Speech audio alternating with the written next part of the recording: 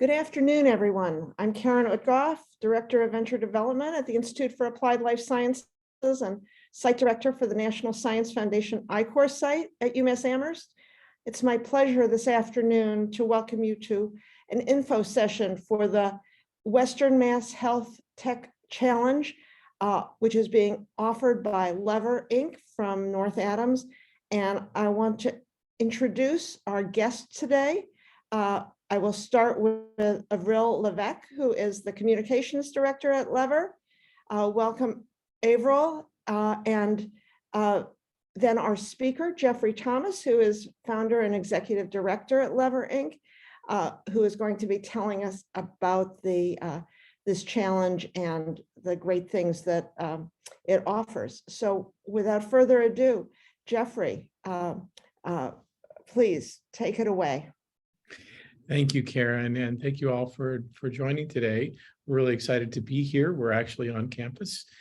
Karen and her team doing a great job hosting us today. And we're especially excited to tell you about this new challenge that we're spinning up, the Western Mass Health Technology Challenge. This challenge is supported by the Massachusetts Life Sciences Center, which is also, I think, a major supporter for the Institute for Applied Life Sciences here. And just as a quick overview, our goal here is to advance innovative health technology startups in Western Massachusetts. That's why the Mass Life Sciences Center has funded this. The opportunity for you as an entrepreneur is to participate with up to 8 other teams in a 3-month accelerator program that will conclude with a live pitch event here at UMass at IALS, and win up to $50,000 in non-dilutive equity. This is a grant to help you advance the concept that you pitch. There'll be a $25,000 grant to a runner-up. We know that, particularly in the life sciences space, that doesn't always get, $50,000 may not get you far, but it certainly gets you going. And this is actually one of the bigger award challenges that we've been able to produce. So we're very excited about that.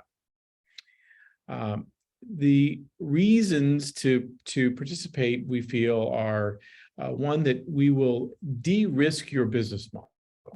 We'll help you confirm that there is a market. We'll help you identify a go-to-market strategy.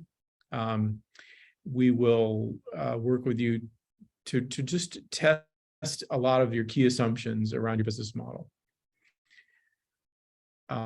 We mentioned, I already mentioned talking with customers. That's a big part of our program. We teach you how to identify and reach out to and then interview prospective customers of your product, even when your product or your services is just an idea. And those conversations can be tremendously helpful in shaping your company. We're going to help you accelerate your timeline to market, which is something that investors care very much about. There's a cohort learning opportunity. And I think something that is particularly important and something that I believe we're particularly good at is that most of the companies that go through our challenge programs find themselves in a much better position to meet with investors successfully and raise additional seed capital.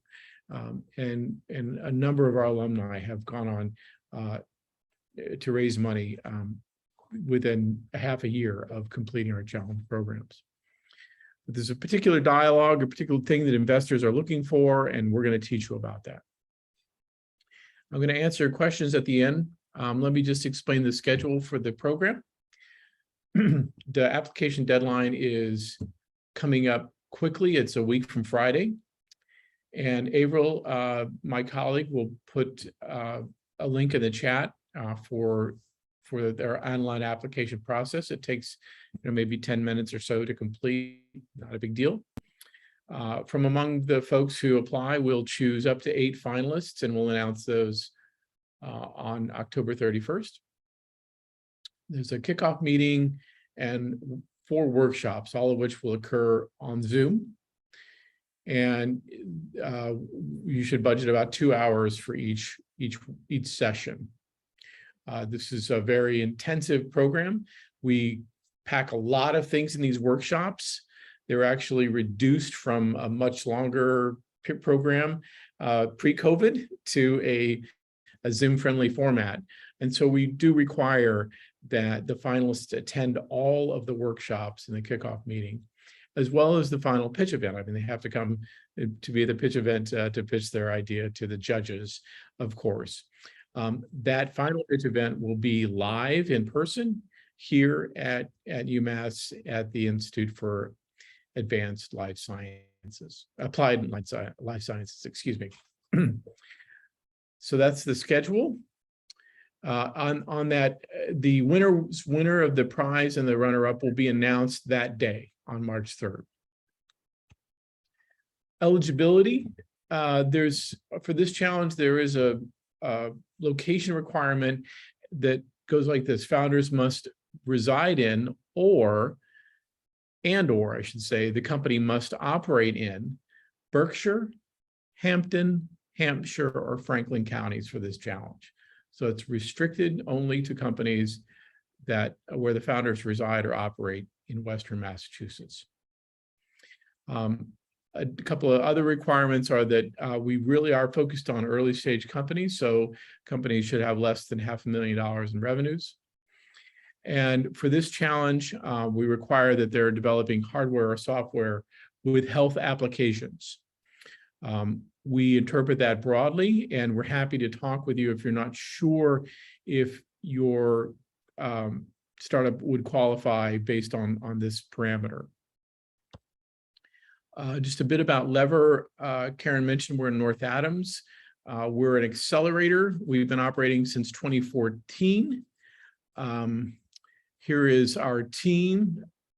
You met Avril and me. Brianna is someone that helps with a lot of the challenge workshop and the curriculum and so forth. Elizabeth Nelson is someone who runs other challenges for us. And then Francesca helps us with media.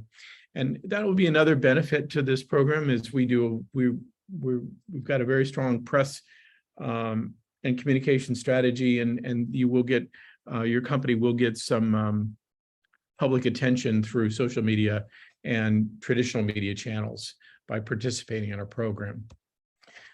Lever has produced 22 challenges since 2018.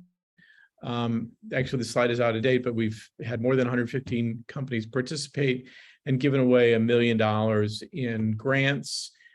We do challenges in a variety of themes, health technology and healthcare being two of the prominent ones. We've done challenges involved in the COVID response, clean energy, manufacturing, and we also have occasionally do challenges to work with innovators who work at mature companies.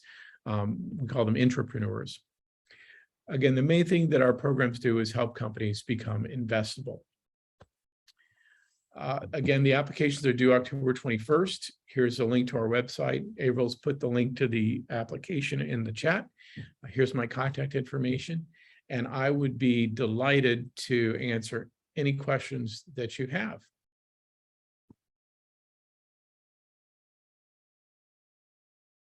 I'm going to stop sharing so I can see better. Go ahead. I would recommend anyone who has questions to just unmute or not. Would you like to read your question, or would you like me to read it or not? No, I can read it. Do. Thank you, Jeffrey, for the introduction. And I had seen the website and application, but I just wanted to confirm before I submit application that do we need to have registration in place when we apply or to participate? You mean like registration with like the Massachusetts like an IRS LLC or some sort of Massachusetts governmental registration that, okay, this is a company? No, we don't require that. It's okay if you haven't set up your LLC or your C Corp yet, no problem. Thank you. And we can help you do that if you decide, if you'd like. But it's often the case that early stage companies, they're they put that off so they can focus on other things initially, and we see that all the time. Not a problem. Yes. Thank you. Thank you. Well, Katrina, a question? Yeah, I had a quick question. So on the workshops that you mentioned, could you go more into detail about kind of how they work? Are they like group? Are they one-on-one mentor, and kind of the subjects that are covered? Absolutely. The workshops are done again on Zoom, and we have all the finalists together in one group. They're interactive. They're structured. They each workshop will cover, I'd say, 4 to 6 topics. Many times we'll have an exercise. For example, one of my favorite exercises is the value proposition ad lib, where we sort of teach founders how to very succinctly, in a sentence, describe their value proposition. And we have a template for that. So we'll have everybody do their own value proposition ad lib, and we learn from each other that way. It's fun, and that's just an example. Another thing that we'll do in our workshops is assign homework, and that's managed through our website. We task you with very specific things to do in between each workshop, including completing, for example, a business model canvas, speaking with some number of customers, maybe putting together a product brochure, these sorts of things. So we'll go through those sorts of topics. And then in terms of mentorship, Katrina, and again, I really appreciate your question, we will have both mentors who visit the workshops and focus on particular topics. We have a digital media mentor who talks about, what you really should be doing in your website and social media to help get word about your concept or your company. But then in addition, we have a stable of mentors who are available to work with entrepreneurs one-on-one. And something we try to do is really tailor those discussions so that we know that the most precious resource for a founder, an early stage entrepreneur, is time. So we try very hard to match entrepreneurs with mentors who can really help them on a specific thing that's going to make a difference for them.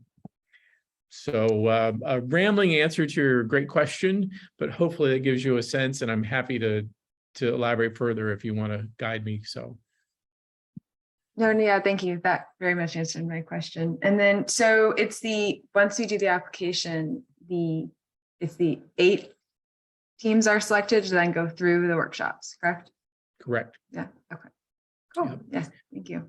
And they'll all pitch at our final event. The pitch event is 10-minute pitches, 10-minute questions with judges, and the judges are always professional investors in early stage companies. Okay. And is basically your technology can be at a specific readiness standpoint, or is it all across the board? Can you say that question one more time, please? For the technology that you're developing, what usually technology readiness level does it have to be at, or can it be all across the board? We do see a wide range of readiness, from concept stage, idea stage, theoretical, to some sort of micro proof of concept, a little bit of laboratory validation, to beta, to product in the market. We see all of that. We do find that the judges often give a little bit of preference to companies that are a little further along in the product or service development, because there's less risk. Makes sense. Thank you. Are there like Lever? You mentioned Lever has done so many competition over last few years. Are there some characteristics that you see from the not after the workshop, but before workshop in the application stage that you think set people or teams apart, like whether they go into finalists or no? Yeah, thank you. That's another great question. We really do prioritize companies that have the potential to scale quickly. Mhm. This goes to our mission, which is fundamentally job creation and economic development in Western Massachusetts. And we believe that it's the companies that have a technology that can address an important market need, can attract revenues into our region. Those are the companies that are going to be able to create the most jobs in the shortest period of time. That's our math. And so we think about really market potential for scalability. That's the key thing we look at. And we ask you about that in the application. Would you like me to, do you know what I mean by scalability, or should I explain that further? No, okay. Okay, there is my understanding of scalability, there is your understanding, but I'll just go and ask further questions and then you can refer to that again. So you mentioned scalability, and you also mentioned the values of lever of job creation and some development in Western Mass region. That's correct. So there are, like, if I'm working on two concepts, one is more of a software domain and one is of a hardware domain. So, like, should I focus one which has more job creation value locally, or one has remote job creation value, which is software domain? Wow, I'm really impressed. I would say my advice actually is to submit 2 applications. Okay. And then we'll look and see what you have there, and we'll prioritize, the concept that we think is it will be most competitive. Okay. Thank you. But sitting here right now, I couldn't say. Yes, that's fine. But we are allowed to submit 2 ideas, so that is good to know. Yeah. Yes, if you can talk a bit about scalability, what you mean, that would be great. So just off the top of my head, I would say generally software solutions are more scalable because you can deliver them on the internet, right? And if you got something really exciting, you can acquire millions of users in a very short period of time.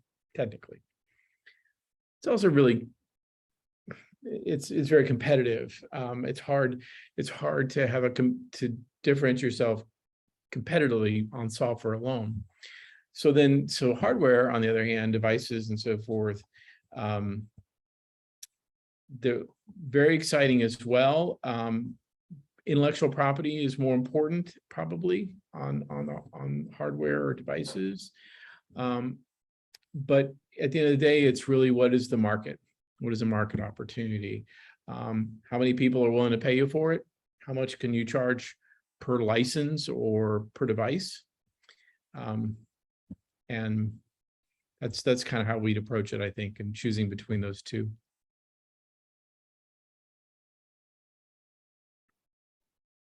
Thank you. If no one else has a question, I have a couple of questions I want to ask. Thank you.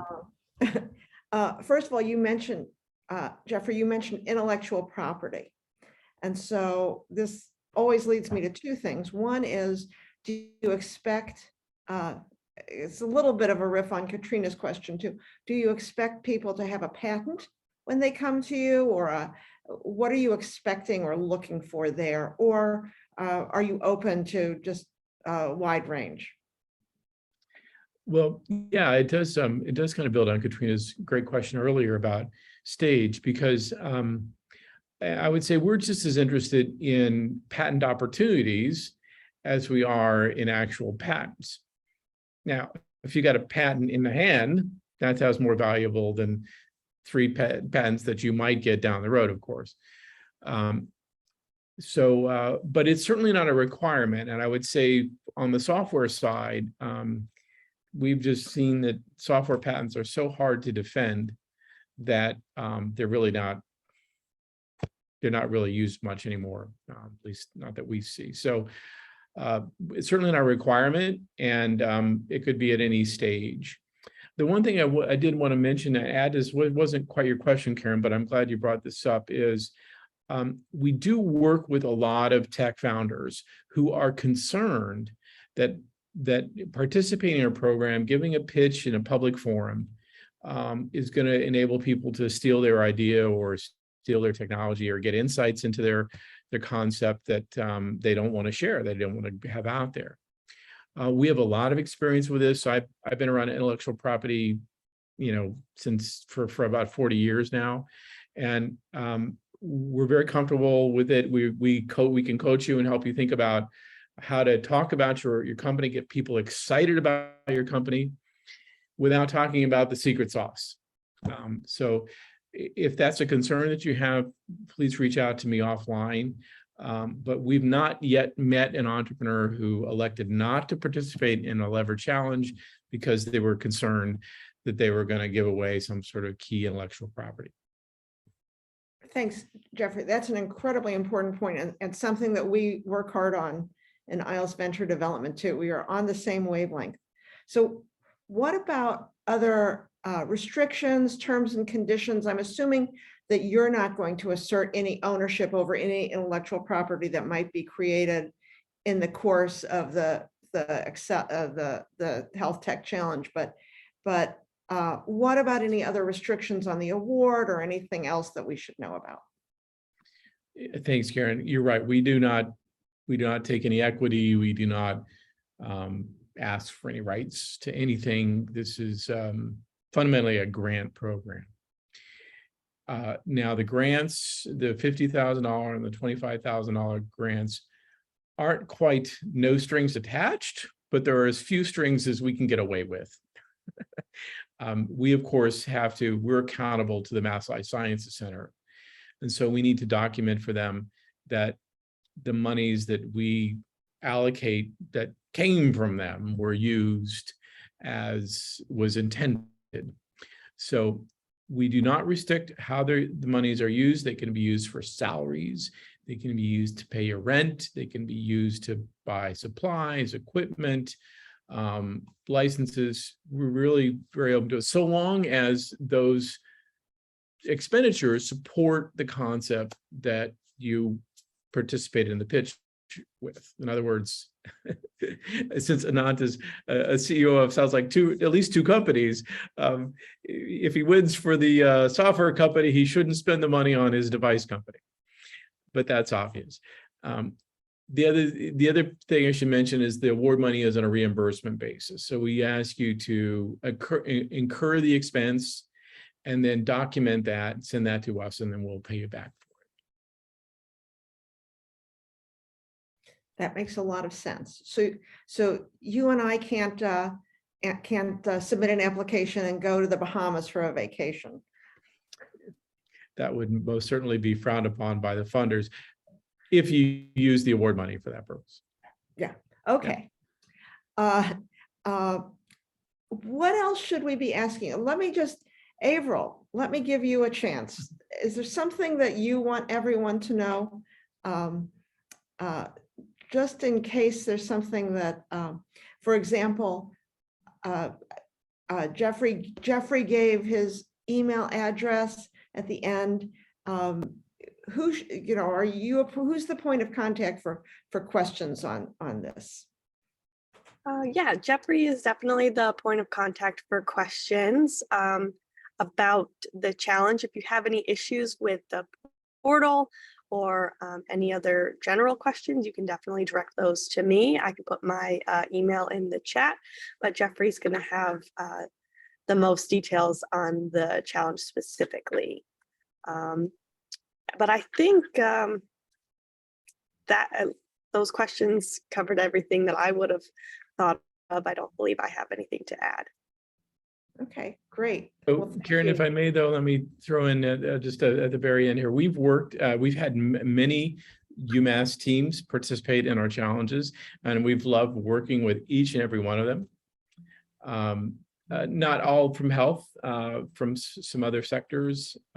And so we just love we just love working with UMass teams. And also, I just want to say that you all have an incredible advantage by the existence of IALS here. We just got on a tour. I'm sure you're all familiar with the resources here. You know, my jaw was hanging open just to behold the breadth and the depth of the resource here. So I strongly encourage you to apply, not just because we love UMass teams, but because you have a tremendous resource here that you can leverage to be competitive in this challenge. So please apply, and we'll see you. Hopefully, we'll see you in the challenge. Karen, thank you. Thank you, Jeffrey. Thank you, April. Thank you, Peter Reinhardt, for attending. And thank you, Lisa Korpieski, for your technical support.